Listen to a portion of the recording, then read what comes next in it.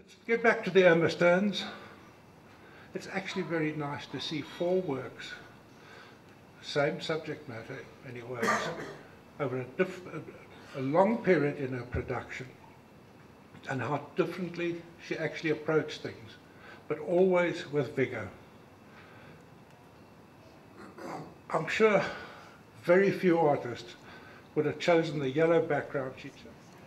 Amazing, and yet it brings out those gladioli amazingly, and it gives a whole structure to them. And then the white cloth giving it the weight underneath that everything is solidly based. A super, super painting. And then you jump 30 odd years, whatever, and you look at the dahlias. Totally different in approach, yet absolutely Irma stone. And look at the paint application, it's again still with impasto, with vigour put onto that. But you get the impression she's travelled, she's seen the Americans, what the American artists were doing at the time.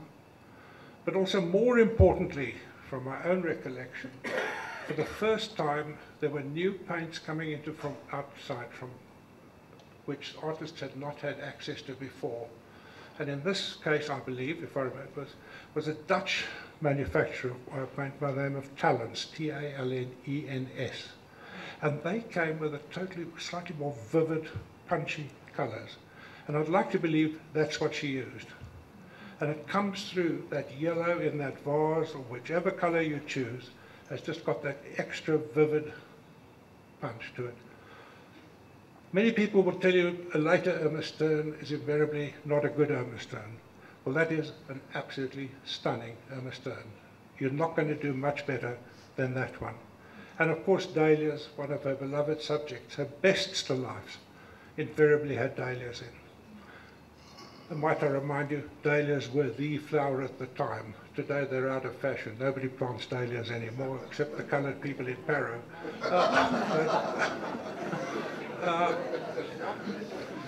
But at that time, dahlias were very much the in thing. And she's really, you look at that still life and it says to you, wow, here I am. And absolutely perfect. Sticking with the still lifes, the proteas. Now do me a favour afterwards and actually go up to that painting. Peniciopus, when she started really applying things, I think looked at that painting before she started. The paint application, you can't get thicker. It's really, and the wonderful mix of colours. Vivid, lovely colours. And it's signed 2 dates. It doesn't say she worked on it for over 9 years, as one newspaper chose to think. She might well have put it away in the cupboard and taken it out later and worked on it later, or as so many artists do, she sold it to somebody, went to visit some years later, decided she could make it look much better, and coaxed them in letting her take it home again and improve on it. And I'd like to believe she did improve on it, contrary to what some other artists did. Again, a lovely painting. Just a bit of a touch on it, of course, the only one certainly I know of with indigenous flowers in. And proteas are actually extremely difficult to paint. Besides the fact that it was pretty, women who painted pretty flower pictures who painted proteas. Artists didn't paint common subjects like that.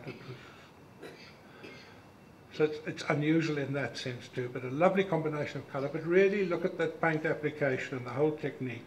A stunning picture again. Then we get to the pumpkins. Again, a very powerful picture.